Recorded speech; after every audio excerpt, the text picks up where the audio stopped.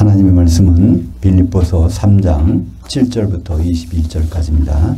형제들아 너희는 함께 나를 본받으라. 그리고 너희가 우리를 본받은 것처럼 그와 같이 행하는 자들을 눈여겨보라. 왜냐하면 내가 여러 번 너희에게 말하였거니와 이제도 눈물을 흘리며 말하노니 여러 사람들이 그리스도의 십자가의 원수들로 행하느니라. 그들의 마침은 멸망이요 그들의 하나님은 배요 그 영광은 그들의 부끄러움에 있고 땅 위의 일들을 생각하는 자들이라. 왜냐하면 우리의 직할 도성은 하늘들에 있는지라. 거기로부터 우리가 구원자 곧 주 예수 그리스도를 기다리노니 그는 만물을 자기에게 복종케 하실 수 있는 자의 역사로 우리의 낮은 이 몸을 자기 영광의 그 몸의 형체와 같이 변하게 하시리라. 엑스 아나스타시스, 마지막은 우리 몸의 구원이라는 제목으로 말씀을 나누겠습니다.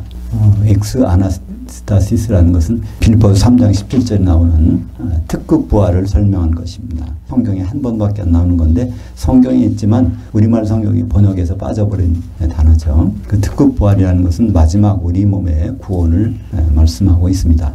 예수 그리스도는 본문의 3장 20절에 보면은 우리가 구원자 곧 주 예수 그리스도를 기다린다고 그랬습니다. 예수 그리스도는 구원자신데 구원이라는 것은 몇 단계가 있어요. 영의 구원도 있고 혼의 구원도 있고 우리의 몸의 구원이 있습니다. 그러니까 영의 구원이라는 것은 예수를 향하여 믿을 때 우리 죽은 영이 살아나서 하나님의 자녀가 되는 것입니다. 이건 개인적인 것이죠. 각자 영의 구원을 받게 됩니다. 근데 영의 구원을 받은 사람들이 하나님 자녀들이 성령 안에서 한 몸을 이루게 되는 것을 혼의 구원에 이룬다. 다시 말해서 교회를 이루는 것을 혼의 구원. 혼이라는 것은 무엇입니까? 단만 생각하는 거죠. 우리 자신이 혼인데 그 생각이 예수 그리스도로 말미암아 통일되는 것. 그것은 교회에서만 가능한 일이죠. 그러나 마지막 구원이 남아 있습니다. 그래서 그 구원을 위해서 예수님은 오신다는 거예요. 하나님은 우리의 낮은 몸을 자기 영광스러운 몸의 형체로 변화시킨 주신다는 것입니다.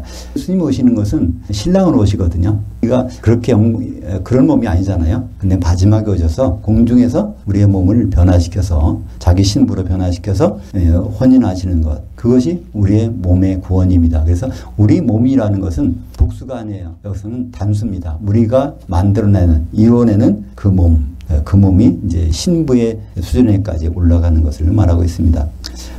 오늘 본문에서 바울은 빌립보 성도들에게 자기를 본받으라고 얘기합니다. 3장 17절에 보면 형제들아 너희는 나를 함께 본받으라. 그리고 너희가 우리를 본받은 것처럼 그와 같이 행하는 자들을 눈여겨보라. 여기 보면 그냥 본받으라가 아니라 함께 본받으라. 이건 한 몸이 되어서 나를 본받으라. 그런 뜻입니다. 바울이 이렇게 감히 나를 본받으라고 하는 것은 무엇 때문에 있었을까요? 바울은 사실 세상적으로는 굉장히 학문이 뛰어난 사람이고 또 로마의 시민권자고 뭐 부러울 게 없는 사람입니다. 근데 그가 예수 그리스도를 만나면서 이 모든 것을 배설물로 여긴다고 그랬어요. 그리고 자기 목숨을 걸고 기다리고 추구하는 것이 있다는 것입니다. 그것이 무엇일까요? 3장 11절에 나는 어떻게 해서든지 죽은 자들 가운데서 그 특급 부활에 이르려 하노니. 우리말 번역을 보면요 밋밋해요. 나는 어떻게 해서든지 부활에 이르려 하노니 이렇게 났어요. 이게 무슨 말인가? 누구나 다 부활하거든요. 예수님 오시면은 그리스도를 믿는 사람들은 예외 없이 부활해서 공중에 올라갑니다. 왜냐하면 심판을 받아야 되기 때문에. 근데 여기 부활은 그냥 부활이 아니라 끝부활이라고 하는 단어, 성경에 한 번밖에 안 나오는 단어를 여기서 쓰고 있습니다. 근데 한 번밖에 안 나오는 단어를 번역을 그렇게 안 하니까 우리가 없는 거로 여겨지죠. 부활하면은 헬라어로 아나스타시스라고 합니다. 근데 여기에는 X가 붙었어요. 엑스 아나스타시스. 뛰어난, 엑셀런트한 그런 부활이 그걸 자기가 추구하고 간다는 것입니다. 아직 그걸 이뤘다는 것이 아니라 그걸 목표로 향해서 달려간다는 것인데 그런 나를 본받기를 원한다. 이렇게 되어 있습니다. 그러니까 모든 사람들은 부활하는데 그냥 부활로 끝나면은 잘못될 수가 있어요. 혼인잔치에 들어가지 못하면 어떻게 되죠? 쫓겨나고 결국은 지옥불에서 천년을 지내야 되는데 그럴 수는 없다는 것입니다. 바울이 여기 성경에 한 번 기록한 특급 부활이라는 것은 요한계시록에도 나와요. 근데 요한계시록에서는 다른 이름으로 나옵니다. 첫째 부활이라고 그러죠. 요한계시록 20장 6절에 보면 이 첫째 부활에 참여하는 자들은 복이 있고 거룩하도다. 둘째 사망이 그들을 다스리는 권세가 없고 도리어 그들이 하나님과 그리스도의 제사장들이 되어 천년 동안 그리스도와 더불어 왕노릇하리라. 천년 동안 왕노릇하는 나라는 천년왕국이죠. 그러니까 거기에 들어가는 부활이 첫째 부활이라고 하는데 이거는 첫째, 둘째, 셋째, 넷째 순서를 가르치지 않아요. 이 첫째라는 건 으뜸이라는 뜻입니다. 가장 좋은 부활. 다 부활해서 공중에 올라갔는데 결국은 으뜸 부활은 혼인잔치에 들어가서 천년 동안 이제 주님과 같이 있는 그 부활을 사도 요한은 첫째 부활이라고 했고 바울은 이걸 특급 부활이라고 했습니다. 그런데 빌립보의 성도들 중에는 어떤 사람들이 있었냐면 이런 사실을 모르고 십자가의 원수로 행하는 사람들이 있었다는 것입니다. 그러니까 앞으로 주님을 만나서 공중에서 벌어질 이런 일을 모르고 이 땅의 것만 가지고 이 땅에서 어떻게 살아야 될까 거기 집중하는 사람들인데 그거를 다른 말로 십자가의 원수라고 그랬어요. 왜 이런 말을 썼을까요? 사도행전 20장 28절에 보면 하나님의 피로 십자가로 교회를 사셨다고 그랬어요. 교회라는 것은 바로 예수님의 신부가 돼야 되잖아요. 그러니까 공중에 올라가서 신부가 될 걸 생각해야 되는데 이 세상에 집중하고 있다면 이건 십자가를 원수로 행하는 것과 마찬가지입니다. 그들은 부활 후에 공중에서 나타나는 일을 전혀 관심하지 않고 이 땅의 것만 본다고 되어 있죠. 빌립보서 3장 19절에 보니까 그들의 마침은 멸망이요 그들의 신은 하나님은 배요 그 영광 그들의 부끄러움에 있고 땅의 일을 생각하는 자라.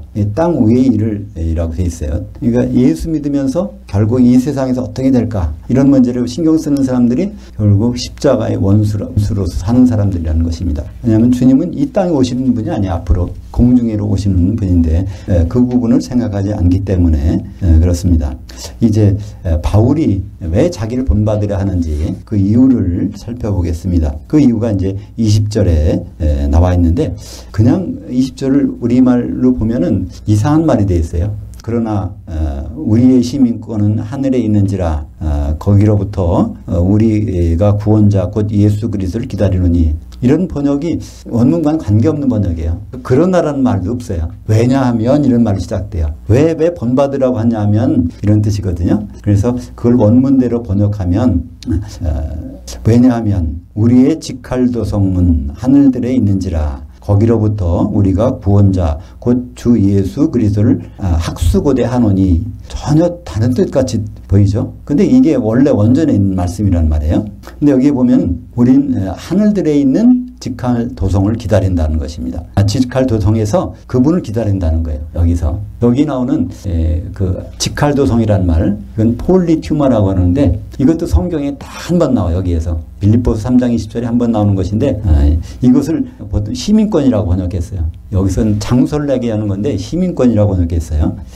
이 폴리튜마는 폴리스와 튜마라는 단어 합성어입니다. 폴리스라는 것은 도시, 도성이란 얘기예요. 옛날엔 성들이 성곽이 있고 그 안에 도시가 형성되기 때문에 이걸 폴리스라고 그러죠. 그러니까 이 그리스에 나오는 모든 도시국가들이 폴리스잖아요. 아테네도 폴리스고 스파르타도 폴리스고 이런 폴리스에다가 튜마, 집단을 나타내는 그 티를 썼어요. 그러니까 이것은 어떤 도시는 도시인데 특별한 도시입니다. 다시 말해서 빌립보라는 도시는 폴리튜마였어요. 어떤 폴리튜마냐면 로마 황제의 직접 보호를 받는 그런 도시였습니다. 그러니까 빌립보는 로마에서 떨어져 있지만 거기에 시민권자라면 로마 황제의 보호를 받을 수 있어요. 뭐 재판을 받으려면 로마 황제한테 맡겼다면 거기 가서 받을 수가 있어요. 그리고 세금, 임마는 세금 면제돼. 그러니까 특별 대우를 받는 그 빌립보죠. 그러니까 그 사람들은 위치는 떨어져 있지만 로마 시민과 같은 동일한 대우를 받습니다. 그러니까 바울은 이 부분을 착안해서 설명을 하고 있는 거죠. 빌립보 사람들은 특별한 대우를 받는 것처럼 우리가 그렇다는 겁니다. 너희들이 성도들이라는 것은 하늘들에 있는 식민도시. 그러니까 그 통치자가 하늘들에 계시다는 거예요. 하늘들에 누가 계실까요? 천국이 바로 하늘들의 왕국입니다. 아버지가 통치하시는 그런 곳이죠. 여기에서 우리가 목을 내놓고 기다리는다는 것입니다. 예수 그리스도 구원자를 기다리는 곳. 천국에 있는 특별한 도시. 이게 바로 교회죠. 그래서 이 교회를 다른 말로 특별한 도시 폴리투마라고 얘기한 것입니다. 지상에 있는 폴리투마, 황제의 보호를 받는 빌립보가 있는가 하면 교회는 천국 안에서 특별히 하나님의 보호를 받는 그런 교회에 우리가 있는 것인데 그 천국에서 해야 될 일은 뭐냐면은 거기 나오죠. 하늘들에 있는지라 거기로부터 우리가 구원자 곧 주 예수 그리스도를 기다리노니. 근데 이 거기는요. 이게 복수가 아니라 단수예요. 그러면 이 거기가 대명사인데 뭐를 받는지. 그 하늘들은 복수잖아요. 그러니까 그것이 아니고 그 앞에 있는 폴리투마를 받습니다. 그러니까 폴리투마에 있으면서 그래서 거기서라는 것은 거기서 목을 내놓고 누굴 기다린다는 거예요. 이걸 우리말로 학수고대라고 그러죠. 두루미 학자에다가 머리 숫자. 두루미가 그 자기 목을 빼놓고 기다리는 것처럼 누굴 기다리냐면 예수 그리스도. 그러니까 우리 입장이 처지가 그렇다는 것입니다. 성도들이 예수 믿고 영의 구원받고 혼의 구원받았다고 해서 이 세상에서 잘 사는 걸 기대하는 것이 아니라 이제 여기서는 예수님이 오셔서 어떻게 하실 것을 구원하실 것을 기다린다는 것입니다. 그렇다면 그 구원은 어떤 구원일까요? 요거에 비유로 적당한 것이 마태복음 25장이 나와 있습니다. 거기는 열처녀의 비유가 있죠. 열처녀들은 이 세상에 살고 있지만은 그는 신랑을 기다리는 사람들이에요. 근데 신랑을 기다리면서도 두 부류가 나눠집니다.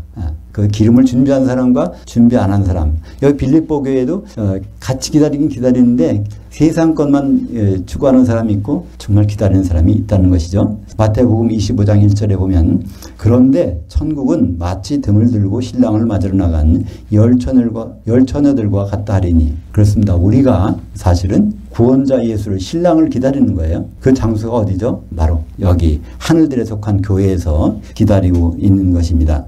우리는 한 신부가 될 준비를 하고 기다리는 사람인 것입니다. 현재 우리의 모습은 영광스러운 예수님과 결혼할 준비가 못 되죠, 아직. 우리가 생각해봐도 알잖아요. 우리가 이런 몸 가지고 어떻게 교회라고 하지만은 신부라고 하지만 어떻게 결혼할 수 있겠어요? 그러나 우리는 그런 몸으로 우리가 변화하는 게 아닙니다. 준비하고 있으면 그분이 우리를 변화시켜 주시겠다는 거예요. 그것이 21절에 나옵니다. 그는 만물, 모든 성도라는 것을 그냥 만물이라고 넣겠어요. 만물을 자기에게 복종하게 하실 수 있는 자의 역사로 우리의 낮은 몸을, 여기에 몸이 단수입니다. 각자라고 하면 복수해야 될 거잖아요. 우리의 몸들을 다 각자 변화시키는 것. 여긴 그게 아니라 우리가 이루어내고 있는 그리스도의 몸, 우리가 이루고 있는 이 교회, 이것이 수준이 낮다는 거예요. 우리의 낮은 몸. 이 낮은이라는 말은 타페이노시스라는 것은 누가 썼냐면 마리아가 노래하면서 나의 비천한 몸을 돌아보셔서 하나님의 아들을 내게 주셨다. 우리의 아직은 결혼할 준비가 안 된 거예요. 이런 몸으로 예수님과 영광스러운 몸과 결혼할 수는 없잖아요. 그러나 이 몸을 자기의 영광의 그 몸의 형체와 같이 변하게 하시리라. 누가 왜요? 예수님이 그렇게 해주신다는 거예요. 근데 우리가 준비할 것이 있죠. 공중의 신부실에서, 그러니까 우리가 이런 상태에 여기 있지만 공중에 올라가서는 거기에 신부실이 준비가 된다는 것입니다. 공중에서. 결혼식 하기 전에는 신부 대기실이 있잖아요. 그러니까 예수님과 우리가 결혼하기 전에 거기에 신부 대기실이 있단 말이에요. 근데 성경에 그것이 있어요. 신부 대기실이. 우리말 번역에는 그걸 그렇게 번역 안 해서 그렇지. 마태복음 9장 15절에는 그 신부 대기실이 나오고 그 안에 있는 하나님의 아들들, 하나님의 자녀들이 나옵니다. 한번 볼까요? 예수께서 그들에게 이르시되 혼인집 손님들이라고 했는데 그것은 혼인집이 아니에요.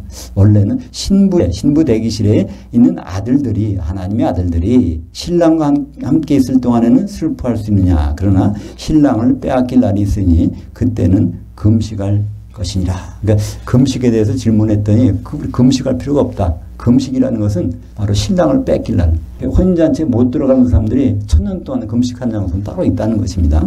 신부실에서 신랑을 빼앗기는 하나님의 아들들이 있다는 것입니다. 그건 마태복음 25장에 다시 나오죠. 마태복음 25장 10절에 보면 그들이 살아간 사이에 신랑이 오므로 준비했던 자들은 함께 혼인잔치에 들어가고 문은 닫힌지라. 여기서 다 신랑을 기다렸는데 전부 예수님을 기다린 10명인데 그 중에 5명은 결혼식에 들어갈 준비를 했고 다른 명은 그냥 세상대로 살다가 이런 일이 당하는 거죠. 그래서 막상 주님을 만나려고 하는데 기름을 사러 갔었어요. 기름이 거기 있겠어요? 다른 데 없잖아요. 기름은. 그래서 기름을 준비하지 않은 자들이 쫓겨나는 것입니다. 하나님의 아들들. 여기 물론 처녀로 되어 있지만 또 그들은 하나님의 아들들입니다. 하나님 안에서는 그리스도 안에서 남녀의 구분이 없어요. 그래서 갈라디아서 3장 28절에 보면 유대인이나 헬라인이나 종이나 자유자나 남성이나 여성이나 그리스도 예수 안에서는 하나니라. 그래서 여기서 우리 몸이 완성된 것. 그러니까 영의 구원을 받고 예수를 향하여 믿어서 그리고 그 자녀들이 같이 모여서 교회를 이루고 그러니까 혼의 구원을 이루어가는 있고 그렇지만 마지막은 몸의 구원이 이루어져야 예수님과 결혼하잖아요. 최종적인 목적은 예수님과 결혼하는 거니까. 근데 그런 예수님과의 결혼이 모습이 또 성경에는 자세히 기록되어 있습니다. 요한계시록 19장 7절과 8절에 보면 거기에 우리의 몸, 교회가 어린 양의 신부로 변해서 혼식에 서는 장면이 나옵니다. 그러니까 우리가 즐거워하고 크게 기뻐하며 그에게 영광을 돌리세. 어린 양이 혼인날이 이르렀고 그의 아내가 자신을 준비하였으므로 그녀에게 빛나고 깨끗한 한 세마포옷을 입도록 허락하셨으니 이 세마포옷은 성도들의 의로운 행실들이로다. 한 세마포옷은 그 웨딩드레스인 겁니다. 근데 웨딩드레스는 하나인데 거기에는 성도들이 그 웨딩드레스를 입고 그 몸이 바로 어떤 몸일까요? 완전히 몸의 구원을 이룬 몸. 그래서 그 예수님과 결혼하는 장면이 나오고 있습니다. 영의 구원을 받고 혼인의 구원을 이루고 있는 성도들. 끝이 아닙니다. 그건 한 과정이에요. 주 예수님을 기다리며 반드시 기억할 것이 있습니다. 예수님은 뭐로 오시죠? 결혼하러 오신다는 사실입니다. 그러므로 우리가 예수 믿는 성도님들이 땅에서 잘 될 것, 땅의 일을 우리가 그것을 잊어버리고 살 수만 없지만은 우리의 목표는 항상 예수님과의 결혼이라는 것이에요. 그래서 하늘들에서 일어나는 일, 그것을 준비하는 것을 잊어서는 안 될 것입니다. 성경에 오늘도 보니까 하늘들을 하늘이라고 번역했는데 이건 전혀 다른 장소입니다. 예수님이 지금 계신 곳은 셋째 하늘, 그래서 하늘이에요. 우리가 있는 곳은 하늘들. 예수님은 하늘들의 공중으로 오십니다. 그래서 그때 필요한 것은 바울이 얘기했듯이 특급 부활, 부활에서 혼인잔치 들어가는 부활, 천년왕국에서 천년 동안 왕노릇하는 부활, 그것이 특급 부활이고 요한계시록에서는 그것을 첫째 부활이라고 얘기하고 있습니다. 우리가 추구하고 있는 것, 우리 몸의 구원, 그것은 영의 구원, 혼의 구원 이룬 사람은 그 다음에 몸의 구원까지 자기가 이루려고 하면 이건 될 수가 없어요. 그거는 우리 예수님이 구원자로 오셔서 변화시켜 주시겠다는 것입니다. 근데 그때 필요한 것은 성령의 기름이 필요한 것이죠. 엑스 아나스타시스, 특급 부활. 마지막 우리 몸이 변화되는 것을 성경에서는 그렇게 말하고 있습니다. 기도하겠습니다.